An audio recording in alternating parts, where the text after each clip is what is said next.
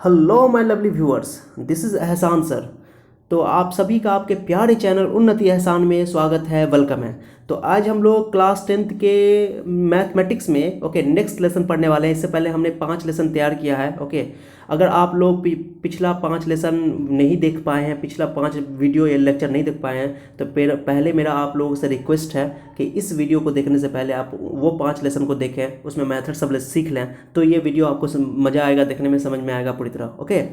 तो चलिए हम लोग अपना समय बर्बाद नहीं करते हैं, अपने टॉपिक पे आते हैं। 10th क्लास के इस लेसन में हम लोग कुछ खास बातें करने वाले हैं, कुछ इंपॉर्टेंट बात करने वाले हैं चैप्टर 3 में। तो देखिए इसमें क्या है कि हम लोग इसमें पढ़ेंगे कि 2 चर वाले रैखिक समीकरण युग्म के यानी pair of linear equation into variable के सॉल्यूशन को पढ़ने वाले हैं हम लोग। सॉल्यूशन के टाइप कितने प्रकार के होते हैं, हल के टाइप। देखिए मैंने यहाँ लिख दिया आपको, हलों के टाइप कितने प्रकार के होते हैं। देखिए यहाँ मैंने लिख दिया types of solutions, types of. तो पहले आप एग्जाम्पल से इसको समझो, जो मैंने इससे पहले वाले लेसन में भी इसको समझाया था। तो इसलिए मैं कह रहा हूँ आप लोगों को, जो बच्चे, जो स्टूडेंट या जिन्होंने भी हमारे प्रीवियस लेसन को इस चैप्टर के नहीं देखा है, पहले उसको आप लोग देख लो। और उसका मैं वीडियो का डिस्क्रिप्शन उस वीडियो का लिंक इस डिस्क्रिप्शन बॉक्स में दे दूंगा, इस वीडियो के नीचे में। तो आप देख सकते हो। या डायरेक्टली मेरे चैनल पे विजिट कर सकते हो। आप मेरे चैनल पे उन्नति एहसान UNNATIEHSAN, आप वहाँ जाना, प्ले लिस्ट में जाकर देखना। प्ले लिस्ट में आपको सारा मेरा मैथमेटिक्स चैप्टर 3 का पूरा लेसन मिल जाएगा एक लाइन से। तो आप देख सकते हो, तो आपको ज़्यादा समझ में आएगा। ठीक है, चलो हलों के टाइप हम लोग देख लेते हैं। टाइप्स ऑफ सॉल्यूशन किस तरह का होता है, तो आप पहले इसको समझो। मैं एग्जांपल यहाँ पे मैंने लिया है, एग्जांपल एक एक करके आप समझो तो समझ में आ जाएगा। चलो आ जाओ आप लोग यहाँ पे एग्जांपल देखो। यहाँ पे मैंने एक एग्जांपल लिया, इसको समझो आप लोग। इसमें क्या है, क्वेश्चन आप ले लो। हम लोगों ने इससे पहले एलिमिनेशन मेथड पढ़ा था। मैं बता चुका हूँ आप लोगों को कि मैं जिस मेथड से भी लीनियर इक्वेशन को सॉल्व करूँगा, पहला वो मेथड होगा एलिमिनेशन मेथड। हाँ, क्वेश्चन में मैं मेंशन कर दूंगा कि नहीं एलिमिनेशन मेथड से मत सॉल्व करो, सब्स्टिट्यूशन से करो। तो सब्स्टिट्यूशन से ही करना पड़ेगा आपको। तो चलो मैं जनरली एलिमिनेशन से करता हूँ, आप कोई मेथड से कर सकते हो, सेम आंसर आएगा। तो देखो इस क्वेश्चन को मुझे सॉल्व करना है, इस क्वेश्चन को आप देखना अच्छे से। तो क्या है यहाँ पे, मुझे क्या करना है, एलिमिनेशन मेथड में क्या करना होता है, कोफिशिएंट इक्वल करना होता है, गुणांक बराबर करना होता है एक्स या वाई का। तो इसमें देखो 2 है, 2x है या 4x है, मुझे क्या करना है, दोनों को इक्वल करना है। तो एक तो तरीका ये कि आप 4 से यहाँ कर दो, 2 से यहाँ मल्टीप्लाई कर दो, जैसा मैंने बताया था। तो 4 2 8 है, 4 2 8 है, 2 4 8 हो जाएगा। लेकिन मैं क्या कर रहा हूँ कि इसको 2 में 2 से मल्टीप्लाई कर दूंगा तो 4 हो जाएगा। तो ये दोनों इक्वल हो जाएगा। तो ये भी तरीका आपका सही है, उस तरीके से भी कर सकते हो, इस तरीके से भी कर सकते हो, दोनों सही है। तो मैंने कर दिया इसमें 2 से मल्टीप्लाई, एक क्वेश्चन 1 में, एक क्वेश्चन 1 में 2 से मल्टीप्लाई मैंने यहाँ लिख दिया। देखिए यहाँ अच्छे से। तो अब देखो 2 से मल्टीप्लाई तो 2 2 4, 2 3 6, 2 5 10। अब देखो कैंसिल, सब्ट्रैक्ट करो, कैंसिल 4x 6y कैंसिल, इधर 0 बचा, 2 10 में 10 का 0। बताओ 0 इक्वल टू 0। एक्स और वाई का कोफिशिएंट इक्वल करने का मकसद क्या होता है कि उसमें एक्स या वाई बचना चाहिए। बट यहाँ पे एक्स भी कैंसिल हो गया, वाई भी कैंसिल हो गया, बचा ही नहीं कोई, कुछ भी हमारे पास नहीं बचा। तो अब क्या करेंगे, ना तो एक्स का वैल्यू निकल रहा है ना तो वाई का वैल्यू निकल रहा है। तो इस केस में जब भी देखना कि जब भी एक्स और वाई कट जाए, तो इसमें देखना कि अगर इक्वेशन सही आ जाए, इक्वेशन ट्रू आ जाए, यानी जिधर लेफ्ट हैंड साइड में जितना वैल्यू उतना ही वैल्यू राइट हैंड साइड में हो, तो इक्वल होगा। इक्वल है तो ट्रू है ये।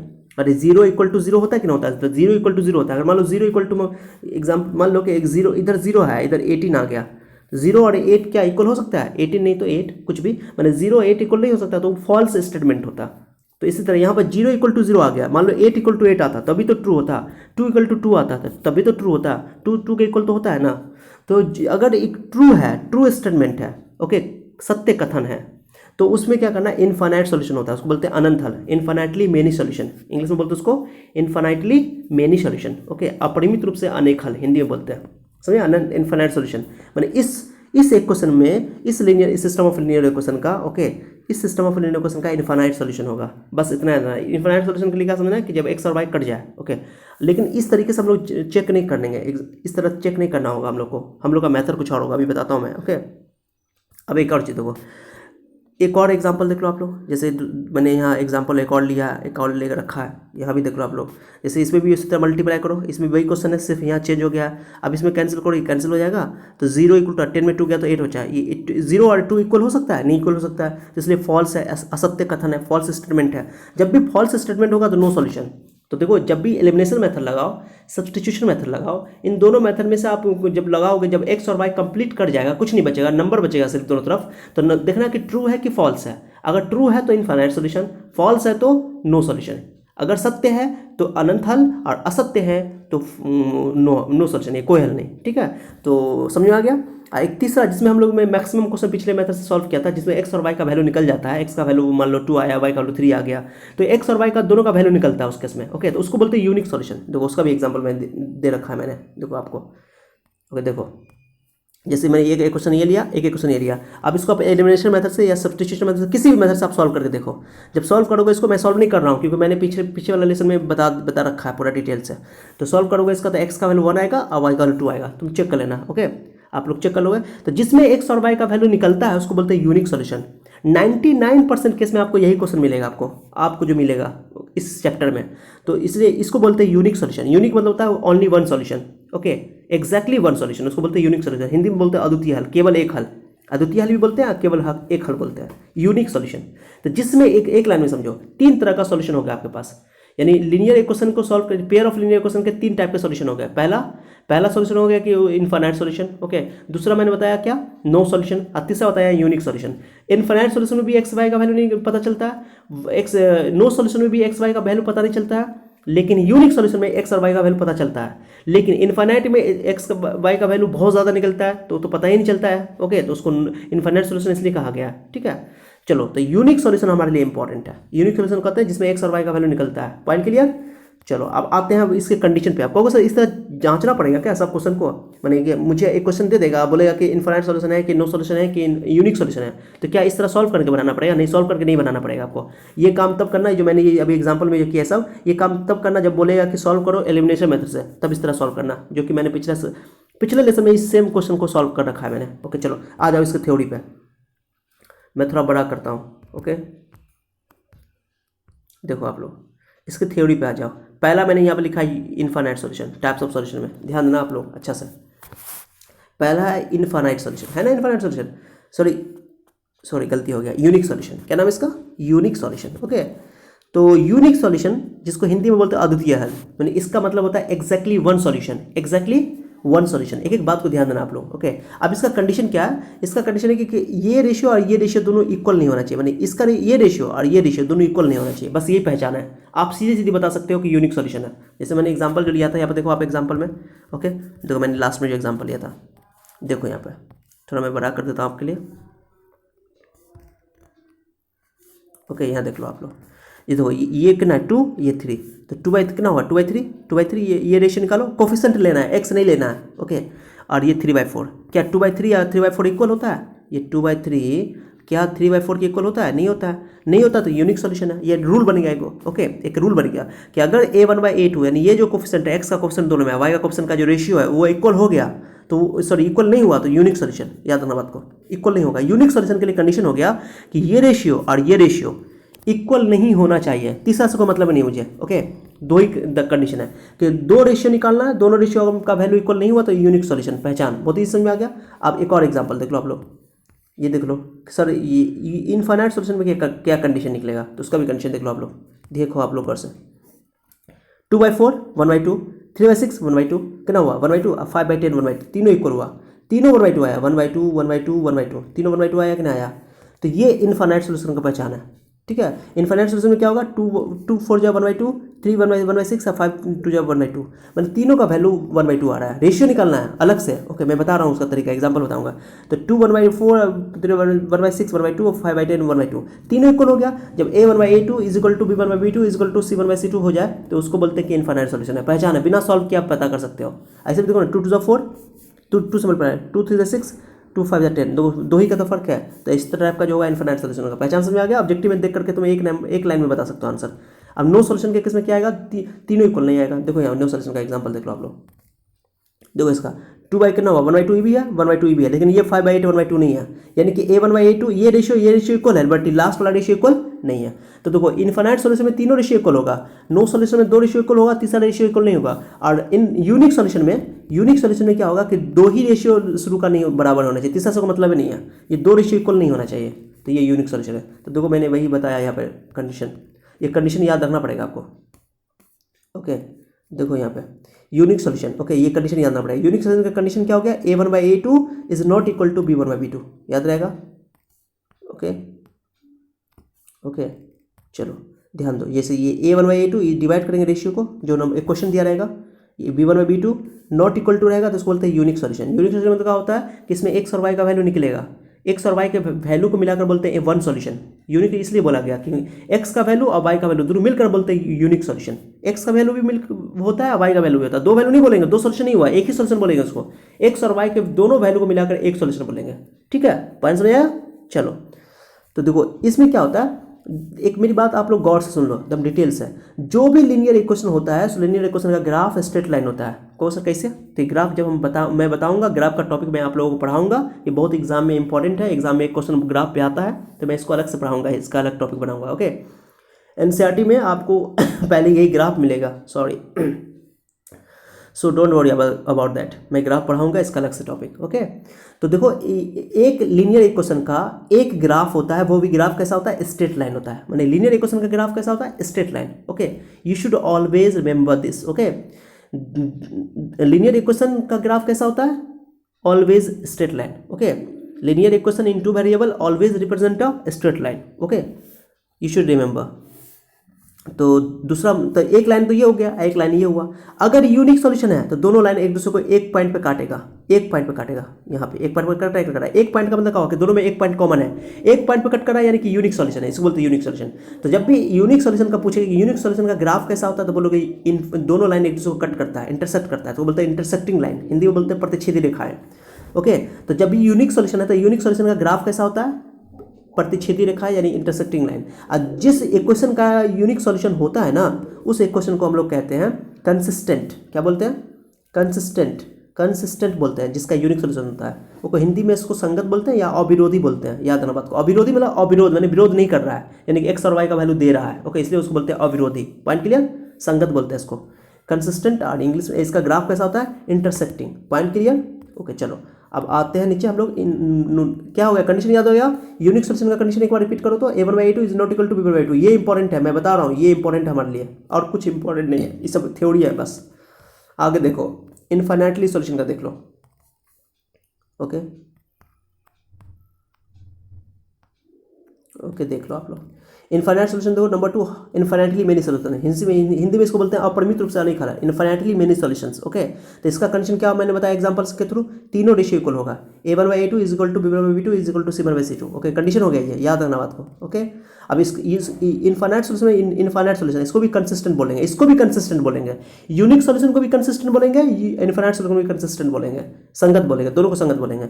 इसका ग्राफ जो होगा, ये ग्राफ माने दोनों लाइन एक ही लाइन पे आ जाएगा, माने दो लाइन बनेगा ना, दो इक्वेशन होता है, तो एक लाइन ऐसे बना, फिर दूसरा लाइन भी इसी लाइन पे आ जाएगा, इसको बोलते हैं कौन मान दो, एक लाइन दूसरी लाइन पर सो जाएगा, एक लाइन दूसरे लाइन पे क्या हो जाएगा? सो जाएगा। ओके, सोने को बोलते हैं कॉन्सिडेंट कर जाता है, कॉन्साइड कर जाता है, हिंदी में बोलते हैं संपाती रेखाएं। क्या बोलते हैं इसको? संपाती रेखाएं। तो इसको बोलते हैं कॉन्सिडेंट लाइन, दोनों लाइन एक दूसरे पर सो जाएगा। ओके, दोनों एक दूसरे पर लेट जाएगा, तो कॉन्सिडेंट लाइन, संपाती रेखाएं। तो इनफाइनाइटली मेनी सॉल्यूशन का ग्राफ जो होता है वो कॉन्सिडेंट लाइन्स होता है। Point clear? चलो अब आ जाते हैं तीसरा, नो सॉल्यूशन वाला केस में। आप लोग देखो, नो सॉल्यूशन भी देख लो आप लोग। ओके, देखो यहाँ पे नो सॉल्यूशन, कोई हल नहीं। ओके, तो इसका ग्राफ देखो ना गौर से, दो एक चीज़ समझो कि पहला केस में ग्राफ कहाँ पे कट रहा था?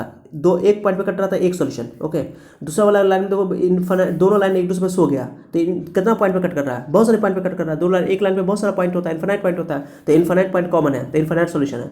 अब देखो नो सॉल्यूशन में क्या होगा? दोनों लाइन एक दूसरे को कट करेगा ही नहीं करेगा, तो ये पैरेलल लाइन, समांतर रेखा है, नहीं कट रहा है ना, कहीं नहीं कट कर रहा है, यानी कि नो सॉल्यूशन। सॉल्यूशन नहीं, सॉल्यूशन होगा तब जब कट करेगा। इन दोनों केस में कट कर रहा है, पहला दो केस में यूनिक सॉल्यूशन में कट कर रहा है एक पॉइंट पे, और दूसरा पॉइंट पे भी कट कर रहा है दोनों लाइन, लेकिन इनफाइनाइट पॉइंट पे कट रहा है, इसलिए इनफाइनाइट सॉल्यूशन, उसमें नो यूनिक सॉल्यूशन। बट इसमें क्या है, एक भी पॉइंट पे कट नहीं कर रहा है, तो इसको बोलेंगे नो सॉल्यूशन। इसको इस कैसा लाइन है ये है पैरेलल लाइन, समांतर रेखा है, लेकिन इसको बोलेंगे इनकंसिस्टेंट। क्या बोलेंगे इसको? इनकंसिस्टेंट। हिंदी में असंगत बोलते हैं या विरोधी बोलते हैं इसको, मैंने विरोधी छूट गया, लिख लेना आप लोग यहाँ हिंदी में। जो बच्चे हिंदी वाले बच्चे होंगे, जो बिहार बोर्ड से पढ़ रहे हैं, उसको विरोधी लिख लेना यहाँ पे, जैसे मैंने वहाँ लिखा ना संगत पहला वाला केस में, और विरोधी, अविरोधी, इसको लिखना विरोधी। क्या लिखना है इसको? विरोधी। ओके, लिख लोगे विरोधी। चलो उसके बाद ये कंडीशन इसका क्या है? कंडीशन याद रखो, इंपॉर्टेंट कंडीशन है, a1/a2 is not equal to b1/b2 is not equal to c1/c2। मतलब कि पहला दो रेशियो इक्वल होगा, बट तीसरा रेशियो इक्वल नहीं होगा, याद रखना बात को। ओके, चलो इस पर कुछ एग्जाम्पल देख लो आप लोग, एग्जाम्पल देख लो तो समझ में आ जाएगा।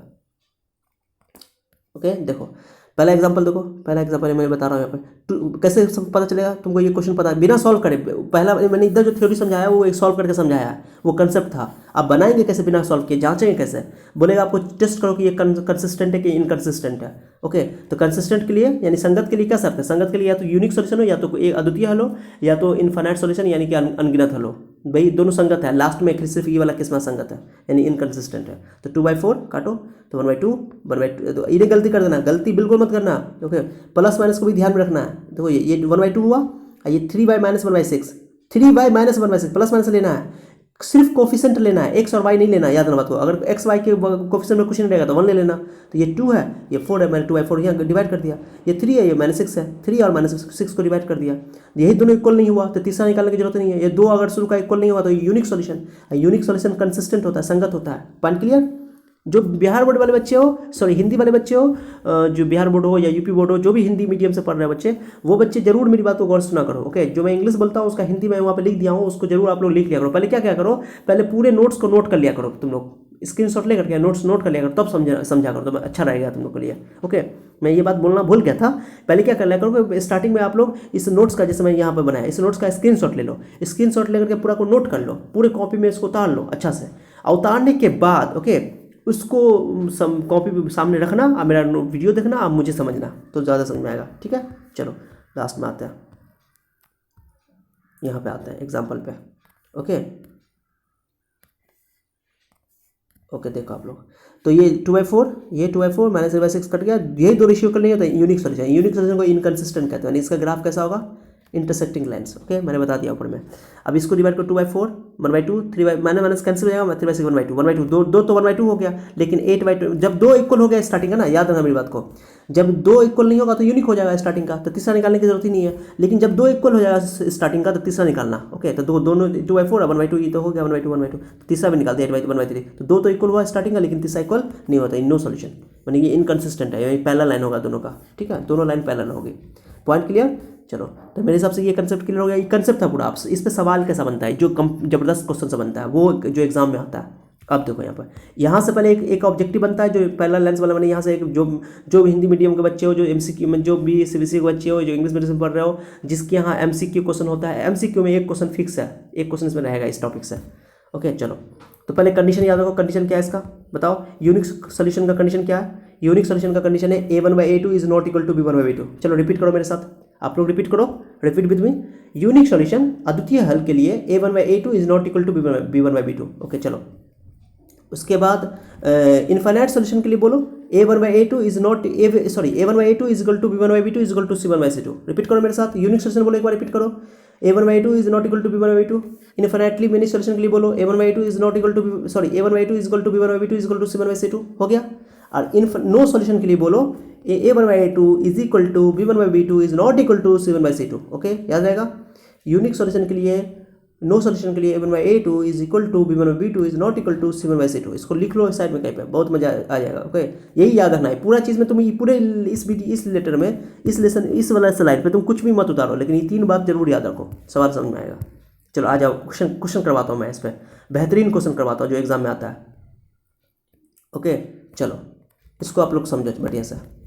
मैंने 2 अलग अलग क्वेश्चन #01 #02 ओके, हैशटैग लगा के मैं समझा रहा हूँ आप लोग को। 3 हम लोग को पढ़ना है, एक है इनफाइनाइट सोल्यूशन, एक है यूनिक सोल्यूशन, एक है नो सोल्यूशन। तो पहले मैं यूनिक सोल्यूशन में करवा रहा हूँ, दूसरा फिर नो सोल्यूशन में कराऊंगा, तीसरा करवाऊंगा इनफाइनाइट सोल्यूशन पे।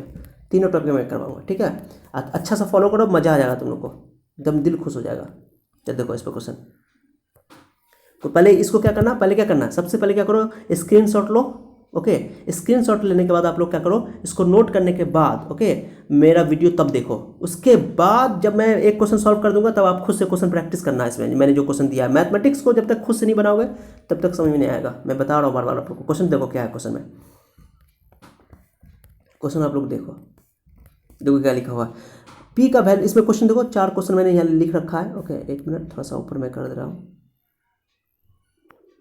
चलो ऊपर देखो, find the value of P for which the following system of equation has unique solution. P का मान ज्ञात कीजिए जिसके लिए निम्नलिखित समीकरण निकाय का अद्वितीय हल है। निकाय मतलब सिस्टम। ओके, निकाय मतलब होता है 2 समीकरण, इसलिए सिस्टम बोलते हैं इंग्लिश में। इसको हिंदी में समीकरण युग में बोलते हैं, युग्म, युग मतलब जोड़ा। ओके, एक क्वेश्चन दिया हुआ है, तो दो दो क्वेश्चन दिया, इसमें पी देख लो यहाँ पे, पहला क्वेश्चन देखो, थोड़ा मैं बड़ा कर दे रहा हूँ।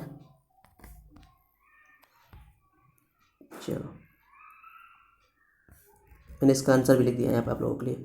तो पहला मैं क्वेश्चन सॉल्व करूँगा, 4x plus P Y equal to 8 equal to 0, 2x plus 2y equal to 0, ये सब एग्जाम में आ चुका है। मैंने जो क्वेश्चन मैं आप लोगों के लिए लेता हूँ प्रैक्टिस के लिए, यहाँ पे प्रैक्टिस के लिए मैं वो क्वेश्चन लेता हूँ जो एग्जाम में आया हुआ है और आ सकता है, इसलिए एक एक क्वेश्चन को मत छोड़ना, कोई क्वेश्चन मत छोड़ना। मैं बता रहा हूँ, मैं फालतू क्वेश्चन बिल्कुल नहीं लेता हूँ। मैं आप लोगों को बता रहा हूँ, मैं आप लोगों का बोर्ड की तैयारी करने के लिए आया हूँ। मैं मेरे क्वेश्चन को तुम लोग फॉलो करोगे, आप लोग फॉलो करोगे तो आपका एग्जाम में सेम क्वेश्चन आ सकता है। ओके, बोर्ड एग्जाम में नहीं आएगा सेम तो इस टाइप का आ जाएगा, इसलिए मेरे क्वेश्चन को एक एक चीज़ को फॉलो करो आप। ओके, पूरा मैंने एनसीईआरटी बेस्ड पढ़ाता हूँ, पूरा आपका बोर्ड बेस्ड पढ़ाता हूँ, कंसेप्ट में कोई कमी नहीं करूँगा मैं, कंसेप्ट पूरा मैं दूंगा। चाहे आप ये कंसेप्ट जब समझ जाओगे ना आप, तो किसी बुक से भी क्वेश्चन सॉल्व करोगे ना आपको सॉल्व होगा, नहीं होने का सवाल ही नहीं है। ठीक है, और नहीं होगा तो फिर मुझसे कमेंट में पूछ लेना आप लोग, ठीक है, जो क्वेश्चन नहीं सॉल्व हो।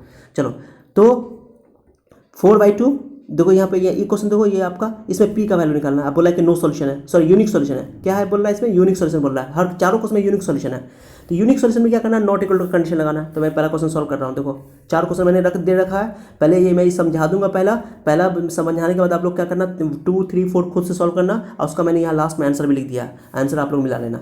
मैं पूरा सॉल्व नहीं करूँगा, कोई एक सॉल्व करूँगा, ठीक है, आप लोगों को समझ में आ जाएगा। मैथमेटिक्स खुद से सॉल्व नहीं करोगे तब तक कुछ समझ में नहीं आएगा। चलो मैंने पहला क्वेश्चन उतार दिया, यहाँ पे देख लो आप लोग अच्छा से, पहला क्वेश्चन मैंने उतार दिया सोल्यूशन। अब बताओ यूनिक सॉल्यूशन के लिए कंडीशन क्या होता है, a1/a2 is not equal to b1/a2। कितना ईजी देख रहे हो, a1 का वैल्यू कितना 4, यहाँ पर देख लो 4, a2 का वैल्यू 2, p और 2 रख दो, 4/2 is not equal to 2 cancel. Okay, तो p नॉट इक्वल टू 4, यानी इसका मीनिंग क्या हुआ कि p का वैल्यू 4 को छोड़ के सारा आंसर होगा, यानी p is not equal to 4 का मीनिंग हुआ कि p का वैल्यू क्या है, तो p का वैल्यू 4 को छोड़ के सब होगा। Okay, all real numbers, p का वैल्यू क्या है, ऑल रियल नंबर्स एक्सेप्ट 4, ये याद रखना बात को। तो ये आंसर यही छोड़ देना, तो ऐसे लिख देना, कोई दिक्कत नहीं है। इसका मीनिंग ही होता है कि p का वैल्यू सारे रियल नंबर तो हैं लेकिन 4 नहीं है, 4 छोड़ के, 4 रखेंगे तो फिर इनफाइनाइट यूनिक सॉल्यूशन नहीं रहेगा। ठीक है, अरे 4 यहाँ पर रख के देखो, तुम 4 रख दोगे p की जगह तो 4/2 1/1 हो जाएगा, 2 हो जाएगा, बराबर हो जाएगा, 8/2 4 हो जाएगा, तो ये तो नो सॉल्यूशन आ जाएगा। तो इक्वल नहीं होना चाहिए, तो इक्वल नहीं होना चाहिए, तो p का वैल्यू 4 छोड़ के कुछ भी रखो, 3 रखो, 5 रखो, 7 रखो, तो यूनिक सॉल्यूशन हो जाएगा, रेशियो बराबर नहीं आएगा। ठीक है, समझ रहे हो, उसको मतलब नहीं तुमको आंसर यहाँ पे छोड़ देना p का वैल्यू निकालने के लिए। तो इस तरह 3 और क्वेश्चन है, आप लोग को प्रैक्टिस कर लेना। ओके, ये तीनों क्वेश्चन सॉल्व कर लेना। चलो अब आ जाओ इस पर, आ जाओ यहाँ पे। ओके, एक मिनट वेट, चलो आ जाओ यहाँ पे आप, ये वाला में #02 में। ओके, #02 में क्या बोल रहा है, नो सॉल्यूशन, क्या बोल रहा है इसमें देख लो आप लोग, no solution for what value of A. Okay, for what value of A the following system of equation has no solution. A दे दिया है, वहाँ पी दिया था, यहाँ पे ए दे दिया है, कोई फर्क नहीं पड़ता, ए पी के दे दे, के भी दे दिया रहता है कुछ बुक में, कोई दिक्कत नहीं है। चलो ए के किस मान के लिए निम्नलिखित समीकरण निकाय का कोई हल नहीं है, कोई हल नहीं है। चलो तो कैसे निकालोगे, चलो मैं एक क्वेश्चन आप लोगों को करके बताता हूँ। पहले देख लो यहाँ क्वेश्चन का कंडीशन, यहाँ पे ए सब में दिया हुआ है, ये क्वेश्चन 1 है, ये क्वेश्चन 2 है, ये क्वेश्चन 3 है, क्वेश्चन 4 है। मैंने क्वेश्चन नंबर 4 क्वेश्चन मैंने दे रखा है, और सबका मैंने यहाँ आंसर लिख दिया है। अब पहला मैंने सॉल्व कर रहा हूँ, देखो पहला मैं सॉल्व कर रहा हूँ, आप लोग देखो पहला क्वेश्चन देखो, मैंने क्वेश्चन उतार दिया पहले। Okay, ax + 3y = a - 2, 12x + ay = a, बहुत साफ लिखा हुआ है। नो सॉल्यूशन का कंडीशन लिखो, पहले मैंने बोला था ना कंडीशन याद रखना, नो सॉल्यूशन का कंडीशन ये होता है a1/a2 is equal to b1/b2 is not equal to c1/c2। अब a1 का वैल्यू a है, यहाँ पे देख लो, यहाँ पे a है, a2 का वैल्यू 12 है, 3 है, a है, y नहीं लेना, कोफिशिएंट मत लेना, और इधर का वैल्यू a - 2/a है। ओके, c1/c2 कोई फर्क नहीं पड़ता। ओके, तो बताओ हमको तो सिर्फ a का वैल्यू चाहिए था, ये दोनों को इक्वल कर दो स्टार्टिंग का, एक नॉट इक्वल टू का मतलब नहीं बनता है यहाँ पर। ओके, चलो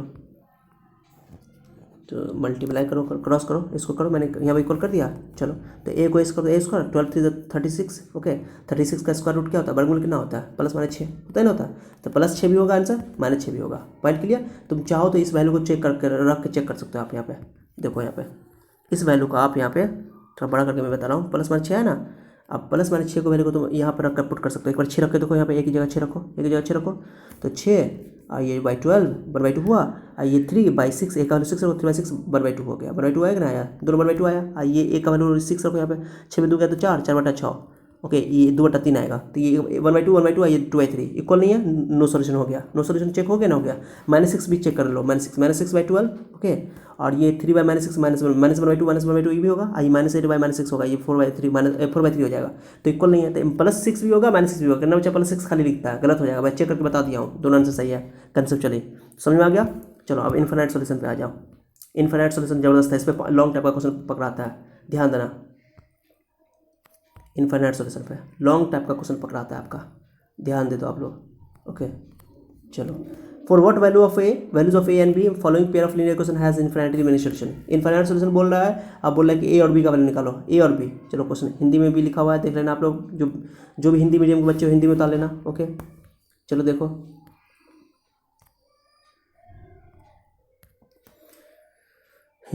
चलो तो इसको देखो, इसमें इनफाइनाइट सोल्यूशन में देख लो आप लोग। इनफाइनाइट सोल्यूशन में मैं बता दूँ क्वेश्चन 1 में, देखो यहाँ पे अच्छा से, ये पहला क्वेश्चन ये है, दूसरा क्वेश्चन है, तीसरा क्वेश्चन, 3 क्वेश्चन मैंने दे रखा है, 3 या 4 देख लेता हूँ मैं कितना क्वेश्चन मैंने दे दिया आप लोगों को।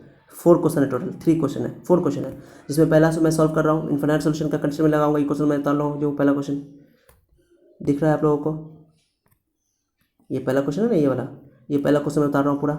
2x + 3y = 7, a - b × x, a + b × y = 3, a + b - 2। Okay तो इसको मैं सॉल्व कर रहा हूँ, चलो आप लोग के लिए, सॉरी वेट। ओके चलो आ गया, मैं क्वेश्चन पहले यहाँ उतार दिया हूँ। ओके देख लो आप लोग, 2x + 3y उतार दिया मैंने। अब फ्रॉम इनफाइनाइट सोल्यूशन का कंडीशन क्या था, a1/a2 ओके = b1/b2 = c1/c2।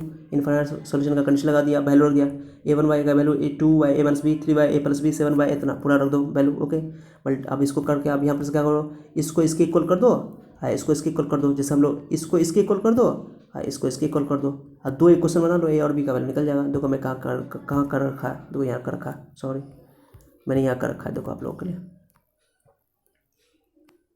जो मैंने यहाँ कर रखा है। चलो अधूरा पार्ट मैंने यहाँ रख दिया, क्वेश्चन नंबर 1 को ही मैं आगे सॉल्व कर रहा हूँ। तो 2a - b देखो यहाँ पे था आपके पास, देखो 2a - b था ना स्टार्टिंग का, देख लो यहाँ पे 2a - b यहाँ था ना, यहाँ देखो यहाँ। Okay 2a - b 3ay + b, दोनों शुरू का इक्वल कर दो इन दोनों को, इसी को इक्वल कर सकते हो या इसको तुम इसके इक्वल भी कर सकते हो, कोई भी दो को इक्वल करना, कोई फर्क नहीं पड़ता है। तो मैंने 2 वहाँ पे वही को इक्वल कर लिया, आंसर सेम आएगा। चलो मैंने कर दिया स्टार्टिंग का 2, तो 2a - b 3a क्रॉस करो, 3a इसको क्रॉस गुना करो, इसको ऐसे करो, तुम कैसे भी गुना कर सकते हो, पहले इधर से लिख दो या पहले इधर से, कोई फर्क नहीं पड़ता। 3a - 3b मैं पहले a बड़ा लेता हूँ, 3a ना 3a आया ना, a को पहले रखना होता है, इसलिए मैंने 3a पहले लिया, पहले मैंने देख लिया मल्टीप्लाई करके, पहले 3a आता है तब 2a आता है, इधर गुना करता है, तो मैंने बड़ा a को इधर रखा, 3a को पहले इधर, बड़ा a को, तुम कैसे भी रखो कोई फर्क नहीं पड़ता है। तो मल्टीप्लाई कर दो, 3a 3b लिख दिया, 2a 2b okay, cross multiply कर दो। ओके अब आगे देखो तुम यहाँ पर से मल्टीप्लाई करने के बाद इसको एक क्वेश्चन को सॉल्व कर लो। ओके देखो 3a में से 2a गया तो -2, मैंने इधर लिया उठा करके सबको, तो माइनस हो जाएगा, 3a में से 2a गया तो ना a बचेगा, 3b - 2 माइनस जुड़ जाता है, -5b। एक क्वेश्चन और मान लो इसको, अब फिर दूसरा वाला क्वेश्चन को सॉल्व करो यहाँ से, देखो यहाँ ये जो था इधर, ये जो था। ओके 3a और इसको मैं इक्वल कर रहा हूँ, इसको इक्वल कर रहा हूँ, कोई भी दो को इक्वल कर लो, इसको तुम चाहो तो इसके इक्वल भी कर सकते हो, कोई फर्क नहीं पड़ता है, आंसर आ जाएगा, सेम आएगा। चलो मैंने यहाँ ले लिया, तो देखो 3 से इधर से मल्टीप्लाई कर 7 होगा, इधर से मल्टीप्लाई करते 9 होगा, 3 3 से 9 है, तो मैं बड़ा वाला ले रहा हूँ पहले 9 है, तो 3a 3b और 3 2 6। ओके कन्फ्यूजन मत होना, तुम कैसे करना कर लो, 7a + 7b, दो स्टेप तुम्हारा डिफरेंट हो सकता है मुझसे, कोई मैटर नहीं करता है, स्टेप से कोई फर्क नहीं पड़ता है, सिर्फ तरीका सही होना चाहिए, आपका कंसेप्ट सही होना चाहिए, कैलकुलेशन में गलती मत करना। ओके समझ रहे हो। बच्चों को, बहुत सारे बच्चों को मैं देखता हूँ कि 10th क्लास में आ गए, उनको कैलकुलेशन में दिक्कत होता है, तो एक एक चीज़ को फॉलो क्या करो, मैंने एक स्टेप यहाँ बना कर रखा हुआ है, कोई चीज़ मैंने कोई स्टेप नहीं छोड़ा है यहाँ पे। कैलकुलेशन में गुना भाग जोड़ घटाओ जो भी सिंपल कैलकुलेशन होता है मैंने वो कर रखा है, एडिशन मल्टीप्लिकेशन डिवीजन। किसी बच्चे को इसमें भी कन्फ्यूजन होता है ना, तो आप लोग बोलोगे ना, तो मैं आप कमेंट में बोलोगे कि सर मुझे ये सब नहीं आता है, तो मैं आपके लिए एक बेसिक, इससे भी बेसिक वीडियो बना दूंगा, लेसन तैयार कर दूंगा, अगर आप लोग बोलोगे तो, अगर आपको इसमें दिक्कत होता है, कैलकुलेशन में दिक्कत होता है तो। अदरवाइज़ आपको मैं कैलकुलेशन भी बहुत छोटी छोटी चीज़ों को मैं बता देता हूँ इसमें, ऐसा आपको बहुत कम टीचर बताते हैं, मैं बहुत छोटी छोटी चीज़ों को बच्चों को मेंशन कर देता हूँ, बता देता हूँ कैलकुलेशन करो, छोड़ा मत करो, ठीक है। इसलिए मैं कहता हूँ कि मैं कि आप लोग जो है अपने कुछ ऐसे बच्चों तक जिनको मैथ समझ में नहीं आता है, मैथ बहुत भारी लगता है, तो मैथ बहुत ईजी सब्जेक्ट है, इतना ईजी है कि आपको यकीन नहीं होगा। ओके मेरे साथ तुम बने रहो, आप लोग बने रहो, मैथ आपको सबसे आसान लगेगा, ठीक है, मैथ से आपको प्यार हो जाएगा। बस यही ज़रूरी है कि आप इस वीडियो को, इस लेसन को दूर दूर तक पहुंचा दो, सारे बच्चों को पहुंचाओ। हिंदी मीडियम के बच्चे को पहुंचाओ, इंग्लिश मीडियम के बच्चे को पहुंचाओ, उर्दू मीडियम के बच्चे को पहुंचाओ। हिंदी, इंग्लिश, उर्दू सब समझ सकता है ये, ओके। इवन जो भी लैंग्वेजेस है, जो भी बच्चा इंग्लिश समझ सकता है उनको तो कोई दिक्कतें नहीं है, ठीक है। हिंदी, इंग्लिश, उर्दू वाले तो सबको पहुंचाओ, नीडी पीपल तक पहुंचाओ। आप अपने दोस्त को पहुंचाओ, सारे दोस्तों तक पहुंचा दो, वो जहाँ भी पढ़ रहा है, वो चाहे वो अपने आपके कंट्री में हो या ना हो। मेरा वीडियो ये बाहर के कंट्री के बच्चे भी देख रहा है, बहुत सारे बच्चे देख रहे हैं, मुझे पूरा पता चला है, ओके। मुझे कितने बच्चों में मेरे लोगों ने कनेक्ट किया है, मुझसे कांटेक्ट करके बताया, सर मेरे बच्चे देख रहे हैं, आप इसमें हेल्प कर दीजिए, हेल्प कर दीजिए। ठीक है, मैं वीडियो बना रहा हूँ आपके लिए। उन्होंने मुझे सजेशन दिया है कि सर आपने दूसरे क्लास का वीडियो भी बनाइए, इस टॉपिक का वीडियो बनाइए। तो आप लोग भी सजेशन दे सकते हो मुझे, ओके। आपका कोई टॉपिक क्लियर नहीं हो रहा वो भी बताओ, लेकिन फिर भी कंटिन्यू मैं पढ़ा रहा हूँ आप लोग को 10th का। आपका चिंता नहीं करना, 10th का मैं पूरा पढ़ाऊँगा, मैथमेटिक्स, ओके, साइंस वगैरह भी। तो बस मेरे साथ बने रहो और इनको अपने दोस्तों में सबको शेयर कर दो, सबको शेयर कर दो, ओके। शेयर करोगे तो मुझे हिम्मत मिलेगा, मुझे इनकरेज मिलेगा, तो मैं मेहनत करूँगा आप लोगों के लिए, ठीक है। खूब शेयर करो, खूब शेयर करो, लाइक जरूर करो। तो लाइक अभी आप लोग अभी देख रहे हो वीडियो, लाइक करो। अभी आप लोग इतना देख चुके हो, लाइक करो, अभी लाइक करो, ओके। लाइक कर दिया आप लोग, प्लीज़ लाइक कर दो, ओके। कर दिया आप लोगों ने, thank you so much, okay. Like कर दिया आप लोग, बहुत अच्छे हैं आप लोग, बहुत अच्छे हैं, ओके। चलिए, आप लोगों ने हमें अपना गुरु दक्षिणा दे दिया है, चलिए खुशी वाली बात है। तो आप लोग जो है अपने बच्चों को, अपने साथियों को इस वीडियो को ज़्यादा से ज़्यादा शेयर करो, ठीक है। और सब्सक्राइब जरूर कर लेना चैनल को, और सब्सक्राइब के बगल में घंटा का बटन होगा, घंटा पे एकदम एक बार क्लिक कर देना, घंटा बजा देना, ओके। तो सारी मनोकामनाएं तुम लोगों की पूरी हो जाएगी, ठीक है। घंटा बजा दोगे तो चलो, ठीक है। ठीक है ना, सुन रहे हो ना। चलो मैं बात कर रहा हूँ आप लोगों से, चलो। तो देखो मैं यहाँ पर कैलकुलेशन कर रहा हूँ, 7 से मैं मल्टीप्लाई कर चुका हूँ। अब 9A और 7A सबको उठा के लिया, -6 नंबर को उठा के मैं तो ले गया। मैंने बताया था A और B को एक तरफ रखूंगा, नंबर को उठा के ले जाऊँगा। तो 9 में से 7 गया तो 2 है, 3 में से 7 गया तो 4B। 2 कॉमन ले लो, नहीं भी कॉमन लेना तो कोई दिक्कत नहीं, कॉमन लेकर काट दो उसको। 2 3 मैं एक एक स्टेप करता हूँ, कोई स्टेप नहीं छोड़ता हूँ मैं, ओके। तो देखो मैंने कर दिया, तो A-2 = 6/3, तो 3 बचा। एक क्वेश्चन 2 हो गया, एक क्वेश्चन 1 था ऊपर में, देखो एक क्वेश्चन 1 था यहाँ पे, मैंने एक क्वेश्चन 1 यहाँ था, A-5 = 0, यहाँ पे देख लो, यहाँ पे ये। उसके बाद आपका एक क्वेश्चन हो गया यहाँ, दोनों क्वेश्चन मैंने एक साथ कर दिया दोनों को। देखो A-5 B = 0, A-2 = 0, दोनों जगह A था, मैंने मल्टीप्लाई नहीं किया, A था तो कट जाएगा। सर साइन बदल दो, खाली प्लस प्लस था तब साइन माइनस, ये माइनस था प्लस, प्लस तो माइनस, ओके। आप क्या करो, A कैंसिल, 5B में 2B गया तो -3B, I0 में -3 गया तो -3, -3 कट जाएगा। मैंने एक एक स्टेप किया आप लोगों के लिए, देखो, ओके, देख लो आप लोग। तो ये 1 हो गया, और एक क्वेश्चन 1 में रख दो, कभी भी बनाओ ना पूरा एक क्वेश्चन उतारा करो। एक क्वेश्चन 1 बता दिया मैंने, B का वैल्यू 1 रख दिया, -5 उधर गया +5, तो A का वैल्यू 5, B का वैल्यू 1, ओके। आप चेक कर सकते हो इसको, देखो एक चीज़ मैं बता रहा हूँ आपको, आप इस क्वेश्चन को चेक कर सकते हो कि सर आपका आंसर सही है कि नहीं है। तो A का वैल्यू कितना आया, देखो यहाँ चेक करके, A का वैल्यू आया, ओके। मैं थोड़ा बड़ा करके बताता हूँ आप लोगों को, चलो तो आप लोगों को मज़ा आ जाएगा देख करके, चेक कैसे करना आंसर है। A का वैल्यू कितना आया 1, अब B का वैल्यू कितना आया, सॉरी एक मिनट, A का वैल्यू 1 आया, B का वैल्यू 5 आया है ना, 5। चलो रखो, तो A का वैल्यू 1 रखो यहाँ पे, नहीं उल्टा मैं बोल रहा हूँ क्या, B का वैल्यू 1 आया है, सॉरी B का वैल्यू 1 आएगा, A का वैल्यू 5 आया, चेक कर लेना आप लोग अभी, ओके। तो A का वैल्यू 5 रखो यहाँ पे, देख लो ना एक बार, चेक कर लो। आप लोग कहोगे सर कैसे, हाँ देखो ना यहाँ आया ना, A का वैल्यू 5 है, B का वैल्यू 1, चलो A का वैल्यू 5 है, B का वैल्यू 1 रखो। तो A का वैल्यू 5 रखो तो 5 है, B का वैल्यू 1, तो 5 में से 1 गया तो 4 हो जा, तो ये 4 हो गया, ये 4 हो गया नीचे, ऊपर 2 था तो 1/2 हो गया। चलो यहाँ पर तो A का वैल्यू 1 है, B का वैल्यू 5, A का वैल्यू 5 है, B का वैल्यू 1 होगा, 5/6 हो गया, 3/6 करो, 1/2, ये भी 1/2 हो गया। और A का वैल्यू रखो यहाँ पे 5, 3 5 15, और 15 और 1 16 में 2 गया 14 हो गया। ये 14 में 7/14 कितना होता है 1/2, तो सब 1/2 आएगा, तीनों 1/2 आ गया, तीनों 1/2 आ गया, तो A 1/2 = B 1/2 = 7/2 हो गया। इनफाइनाइट सॉल्यूशन का ये कंडीशन होता है, तो चेक भी होगा तुम्हारा आंसर करेक्ट है, यानी जो हम लोग का जो आंसर आया वो चेक करेक्ट है। चेक करने का तरीका, टेस्ट करने का तरीका, समझे। तो उम्मीद करते हैं कि आप लोगों को पूरा उतर आ गया होगा। इसमें जो जितना क्वेश्चन बचा हुआ है, ओके, जितना क्वेश्चन मैंने नहीं बनाया है, आप लोग पूरा को ट्राई करना खुद से। कोई डाउट होगा तो कोई पूछना, मैंने यहाँ पे आंसर लिख दिया है, देख लो यहाँ पे आंसर लिख दिया है, दूसरा का आंसर भी है, तीसरा का आंसर भी, चौथा का आंसर भी है, ओके। चौथा आप लोग बनाना, तो इसमें के आएगा, के वाला बनाओगे तो फैक्टराइजेशन करना पड़ेगा। तो के का वैल्यू एक बार +-6 आएगा, एक बार जब एक बार इक्वल करो तो के का वैल्यू +-6 आएगा, एक बार करो तो के का वैल्यू 6 आएगा। तो कॉमन क्या हो गया 6 ना, तो 6 आंसर लेना, ठीक है, 2 बार करना पड़ेगा। क्लियर हो गया, कर लेना आप लोग। दिक्कत होगा तो आप लोग मुझसे कमेंट करके पूछना, सर ये क्वेश्चन सॉल्व नहीं हो रहा है, सॉल्व करके बता दीजिए। बाकी सबको आप लोग सॉल्व कर लेना। ये जो क्वेश्चन नंबर 2 है, क्वेश्चन नंबर तो डिट्टो आपका पहला का जैसा है, आंसर भी डिफरेंट सेम है। इसमें 3 से मल्टीप्लाई करना है आप लोग, 3 से ऊपर में 3A 3B 3 1 3, तब डिवाइड में डालना, ओके। मल्टीप्लाई करें ना अपने नीचे में। ओके, समझ आ रहा है। उसके अलावा क्या बोलते हैं, ये 4 नंबर बहुत ईजी है, 3 नंबर बहुत ईजी है, सब स्टैंडर्ड क्वेश्चन सब है, अच्छा क्वेश्चन सब है। जो बना लेगा मुझे कमेंट करके बताएगा ओके कि सर मैंने सॉल्व कर लिया पूरा क्वेश्चन। जो जिससे कंप्लीट हो जाएगा, आंसर मिल जाएगा उसका, तो आप मुझे कमेंट करके बताना कि सर मेरा सॉल्व हो गया। आज जिसको पूछना होगा उसको वो भी कमेंट करके पूछना ओके। ये आप लोगों को कसम है, आप लोग पूछना कमेंट करके ओके कि सर मैंने सॉल्व कर लिया है, तो बता देना। तो मैं आप लोगों को समझो, आप लोग मुझे रिएक्शन दे रहे हो, आप लोग एक्टिव हो, पढ़ाई कर रहे हो, ठीक है। तो चलो, उम्मीद करते हैं कि आप लोगों को मेरा ये लेसन बहुत अच्छा लगा होगा। अगर अच्छा लगा है तो लाइक, अगर नहीं किए हो तो लाइक अभी कर दो, और अपने साथियों को, अपने दोस्तों में इसको शेयर खूब से खूब करो ओके, ताकि नीडी बच्चों तक ये क्लास चला जाए, ये लेसन चला जाए, क्वालिटी एजुकेशन चला जाए ओके। और आप घर बैठे अपनी तैयारी कर सको ओके। आप मेरा कंपेयर अपने बुक्स अपने दूसरे क्लास के टीचर से कर सकते हो कि आपको क्या पढ़ाई मिल रहा है यहाँ पे ओके। तो आपके लिए ये इनफ है, आप तैयारी करो साथ ही, मैं आपके तैयारी में हमेशा साथ दूंगा ओके। चलो, तब तक आप लोग अपना ख्याल रखो। हम लोग मिलते हैं नेक्स्ट लेसन में ओके, इसी चैनल पे जिसका नाम है उन्नति एहसान ओके। तो मिलते हैं नेक्स्ट लेसन में, बाय ओके। 1 मिनट।